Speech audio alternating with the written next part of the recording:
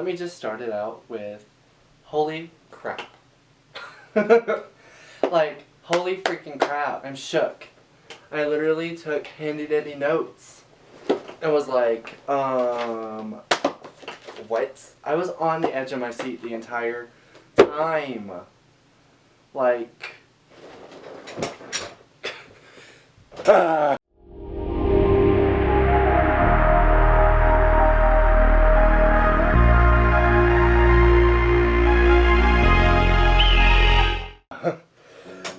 I just want to jump up and down and scream and yell, because literally this episode answered questions that I didn't even know I wanted answered.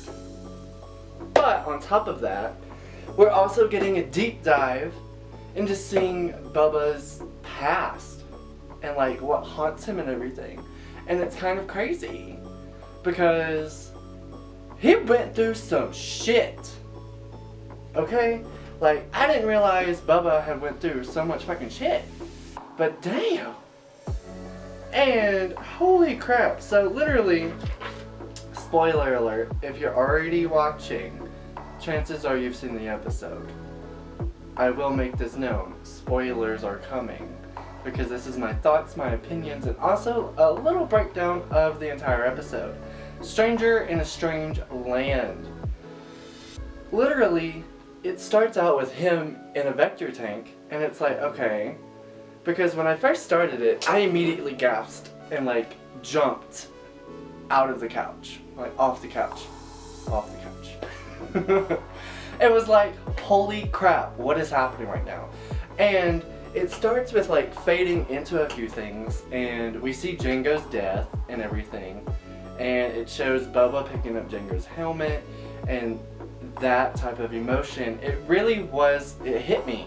Like, it really was something that was like, oh my god, here we go. So now we're getting a little bit more in-depth vision of what Bubba and everything has been through. And then it fades back and flashes to him being in the Starlight Pit. And it's like, oh my god. So we see him actually in the Starlight Pit, and there's a stormtrooper in there, and he's like crawling through the Sarlacc and grabs the stormtrooper's oxygen, shoves it in his helmet and everything, and then he literally punches a hole in the Sarlacc and lights his flamethrower. And as he's doing that, he like crawls out, and then the next thing that we see is him popping out of the sand with his arm and everything. And then the terrible thing is, as soon as that happens, literally Jawas come and they take all of his Beskar, all of his armor, everything, and they literally just knock him out and leave him there for dead. But then we see a clan of Tusken Raiders come and grab him and drag him, basically making him a slave after they bring him back to the camp. And I was like, holy crap-a-doodle. Okay. And after that moment, though, it kind of fades into it being a dream. We realize that it's a dream because it shows him being tied up to like a post and everything at that camp. But then Fennec, who, oh my god, it dawned on me during the episode, because it's been a hot minute since I watched Mandalorian, right? Like over a year. So I forgot that Fennec and him teamed up towards the end of Mandalorian Season 2, because Boba Fett actually saves Fennec, which I think is cool and also really crazy. But let me grab a few notes for a second and everything. So Fennec wakes him up pretty much and is like, boss, it's time to wake up. That's literally what she says. And as soon as he wakes up, he looks at Fennec and is like, dreams are back. And I was like, oh my god, so you've been haunted by this. And for me, that was like, it made me feel really bad, because it's like, we see Bubba as a bounty hunter, and we know Bubba's story and everything, and we know what happens to get him in the Sarlacc pit. But never in a million years, as a fan, would I think that someone would survive the Sarlacc pit. You know, like most of the time you go in the Sarlacc pit and you're dead. But now here we are, and fast forward to where the show is, current day. Bubba is now the new Diamo, and which is a crime lord. Anyway, he's literally taken over from Jabba the Hutt and everything because he killed Bib, Fortuna, and everything. So I think I said that right.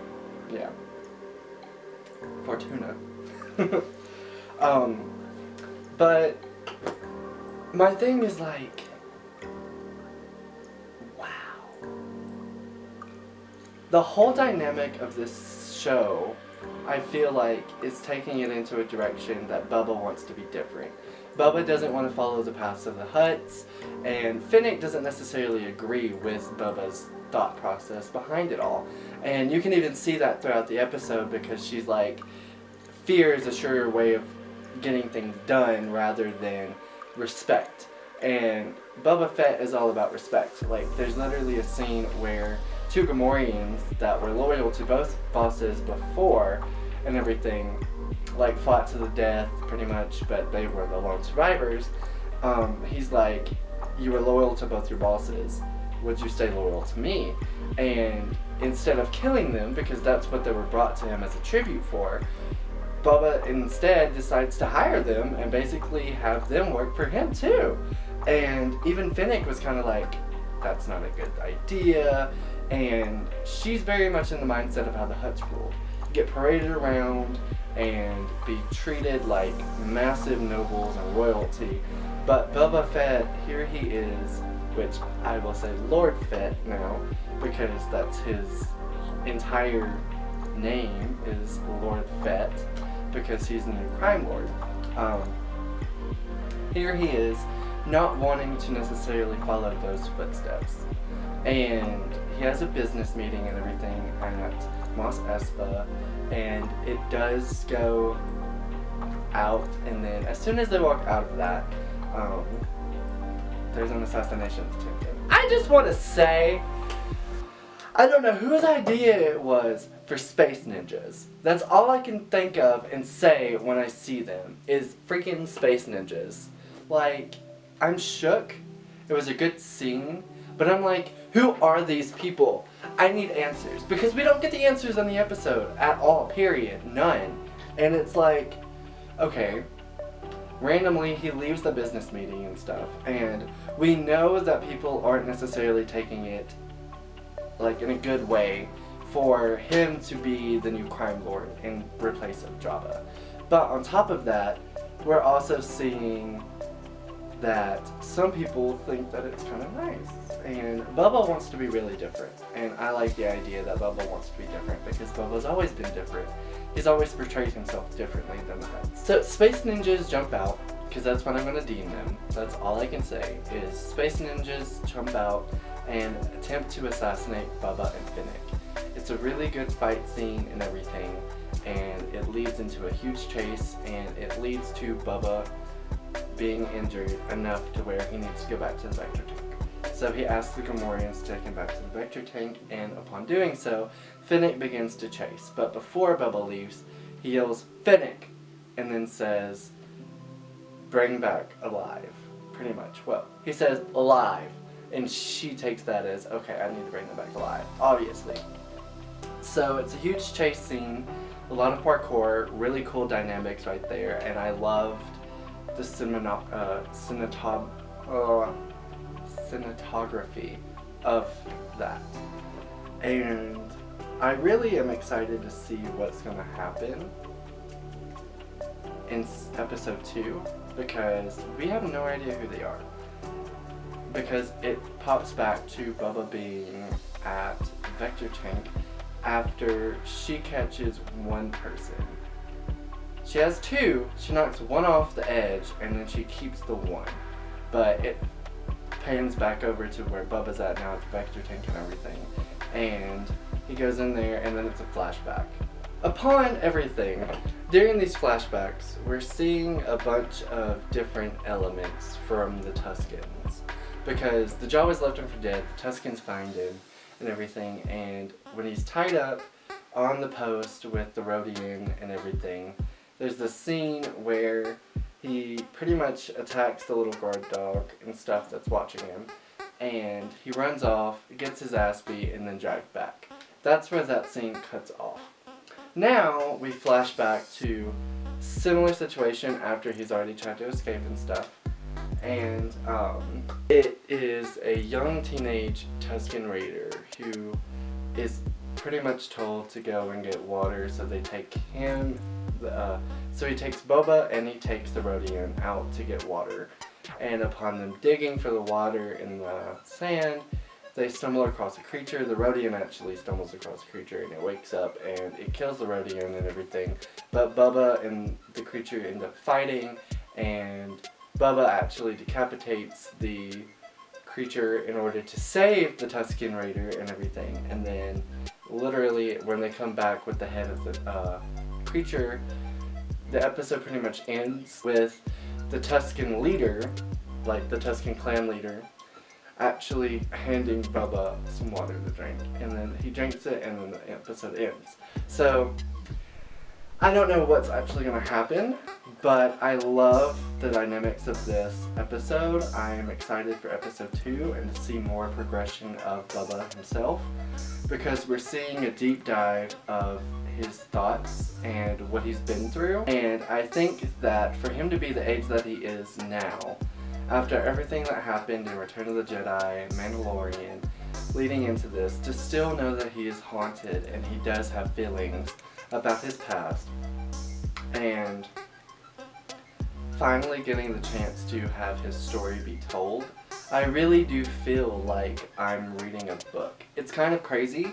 Like, I watched the episode last night, well, this morning, literally at 1:13 I started the episode, and I didn't go to sleep until like 4 this morning, and now I'm up again. So, because I was like, oh my god, I love the title of this series, Book of Boba Fett, because I was laying in bed and this thought of, this feels like a book. Like, I really do feel like I'm reading it, but I'm seeing it. And it's crazy. Like, the writers and everything who have worked on this, I am super pumped. And episode 1 could not have been any better, and I'm excited to take even more of a deep dive into this entire series and to see where the story progresses, because I'm getting the answer to Boba Fett that I've always wanted with the story progression, the character progression, the music dynamics in the entire series. I feel like it's going to be amazing, because there was triumphant music, there was also sorrowful music. It felt I felt so many emotions, like, it's hard to tell. Really? It's like, fans of Boba Fett know what I'm saying, if that makes sense. Because it's like, here we have this character who only had 4 lines of dialogue in the original trilogy.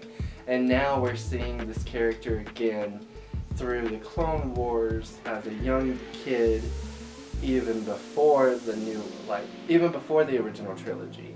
So seeing him from a young age into Rebels, into Mandalorian and everything, knowing the backstory is my favorite thing right now. And I'm super excited to see what they take to the next level, because cinematically this series is already blowing me away with the entire parkour scene that happened and just the animations. Like, it really is something amazing. And it low-key makes me emotional, because it's like, I feel an emotional connection, and oh my god, I'm getting teary-eyed. I feel an emotional connection to these characters that I'm finally getting an answer to. And watching this first episode really did make me feel emotional, and even talking about it right now, it's making me want to get teary-eyed, and it's like, please don't do that. Oh my god. Oh. Anyways, so back to the main point is, if you're not watched this episode yet, please watch this episode, because there's going to be so many things that happen and so many other thoughts that other people have, and I'm super excited to be listening and reading and hopefully hearing more of your thoughts and ideas on everything. I'll be posting more reviews and everything throughout the rest of the series. So if you're not already, please subscribe, please like. There's like a little bell thingy if you want to know when I post. I'm new to the scene. I'm excited to be new to the scene. I am looking forward to making more content, Star Wars related, not Star Wars related. But anyways, please like, share, subscribe, and follow me on my socials. If you want to, you can join the Discord. You don't have to. Anyway, but as always, may the Force be with you.